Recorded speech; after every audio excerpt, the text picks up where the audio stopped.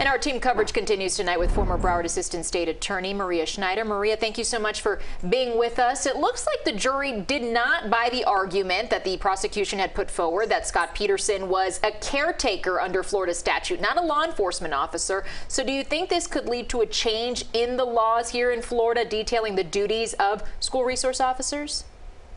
It perhaps could. I don't think it's necessary. I think that the law is already very clear that a school resource officer who is permanently assigned to a school has a duty as a caretaker, just the way that school administrators are. It's a limited duty, but it is a duty. It allows law enforcement officers to enforce peace and maintain safety in schools in ways that a regular officer would not be able to.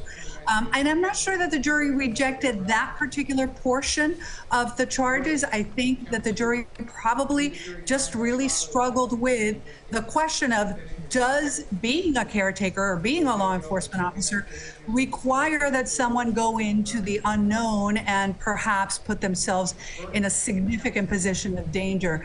And I think the jury couldn't come to a decision as to that. And if they have a reasonable doubt, they return a verdict of not guilty. That is the law in our country.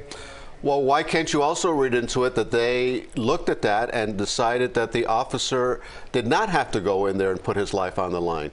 Couldn't that be the message that the jury sent?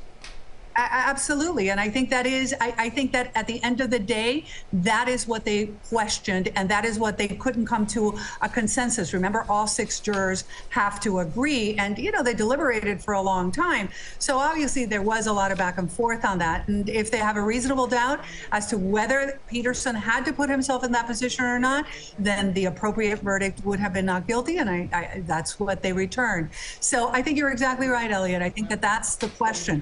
They just couldn't decide whether he had to run into that building not knowing exactly what he was going to be facing. All right, former prosecutor Maria Schneider joining us. Thank you very much, Maria, for your insight.